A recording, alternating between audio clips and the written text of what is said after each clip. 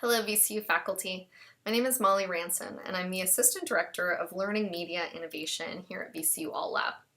Today I want to talk to you about a variety of ways that we can record ourselves teaching, whether it be something like this, which is a simple webcam recording, or whether we are just recording what's on our screen, which would look more like this and you'd still hear me talking but wouldn't get to see me.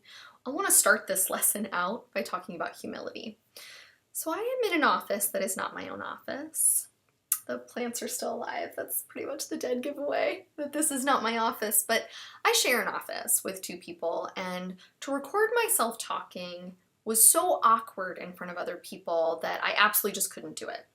And other times that I've done videos like this sort of a thing in the past to teach something, each time I'm reminded that this is an incredibly awkward thing to do for most people, especially the first time you do it. So I really want to make sure that you give yourself that hug that you're gonna need when you very first try something like this. And just because it feels awkward the first time, by all means, please do not give up on doing something like this, because we really are seeing that within the research that they've done on whether students gain from something like this, that there are a significant number of students that really care about getting to see their professor from time to time.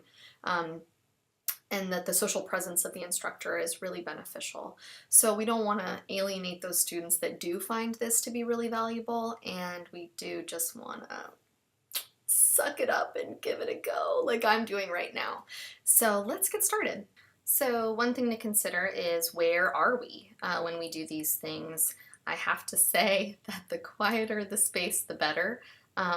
Are you going to do these from your home, from your office? We have an office called Zen Zone. It really doesn't matter where you are as long as it is somewhere very quiet. And you want to really think through what are the different sounds that you hear, whether it's cats, kids, dogs barking, and the more we can improve upon the quality of the audio, the better. I just want to show you, some people actually prefer to straight up use better microphones that just go, these are just USB microphones that can go directly into your computer so that you don't have a separate audio file. Some people also will even, go kind of Janet Jackson styles and do one of these kinds of crazy things like this. So we also want to declutter our space. I mean, I cheated and used an office that is not my own, but really, even if I was in my own office, I may have a very messy office, but I might just want to clear the space, right? And the same goes for the desktop too. And I wish that I had a fancy little trick for you to be able to just clear off everything off your desktop real quick. You might just want to throw it all into a folder. If anybody knows of a little trick, just like a quick little key that makes it all kind of disappear for a recording, please share it with me. Lighting is huge. We really want to think about where our light source is. We want it to be in front of us and not behind us. If it's behind us, we end up looking like we're in the witness protection program, so that's not good. Is it going to go on YouTube? Is it going to go on Cultura that VCU is paying for? Is it going to be public, or is it going to be unlisted? These are considerations that we need to think about. Closed captioning is something I'd really like you to consider. If you have a student that needs it, then we definitely want to contact disability resources to help with that. But we also, if we're putting things onto YouTube, then we can do auto-generated closed captioning and then go in and fix them up. So that's useful. So to be on camera or off, that's the question. So social presence is something that's very important. So is it important for your students to be able to see you from time to time? I would say absolutely yes. I also would say that it's easier to think of it as sometimes you're going to be talking and sometimes you're going to have visuals. Putting together visuals can also be something that takes a lot of time. So kind of going back and forth is something that I prefer. Duration. We want these to be short and sweet, and hopefully I'm able to make this one shorter and sweeter, so let's move on. Scripts, pre-production planning. This one that I'm doing right now is just off the cuff. A lot of us teach that way. I totally get it.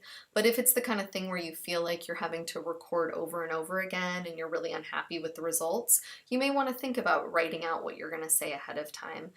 There are various different ways that you can read something that you wrote. You just want to think about eye contact.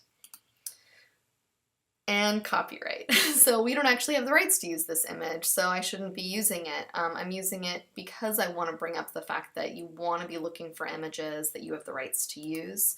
And then you also want to give attribution when you are using images that are not your own. Visuals, I'm a visual thinker, I'm a visual learner, so it means a lot to me that faculty try their hand at really making things more visually rich as they're teaching. So I know that I'm not alone in that, so I hope that you will take the time. I know that it does take time. Search, you want to search for great images. There's a lot out there. There's a lot on the internet, whether you're using images or whether you're looking for video clips to incorporate in. There's a lot that already exists, and I hope that you will utilize it. Aspect ratio, we work in 16:9, so just think in terms of the fact that the images that you're looking for are going to be more of a rectangle and less of portrait, more landscape. And I think that that's important if you are wanting to fill the frame. If you are going to have it alongside text, then maybe portrait and having something be small is not going to be an issue for you. Fonts, please don't go crazy with the fonts, and text sizes. You want to make sure that people can actually read what it is that you're writing, especially if they're going to be seeing it or accessing it on mobile devices. Cultura is something that is available through the university, so you can access that. Camtasia is another option. You can do a 30-day free trial through TechSmith. I can't wait to see what everybody makes. I hope everyone tries their hand at doing a quick little webcam recording.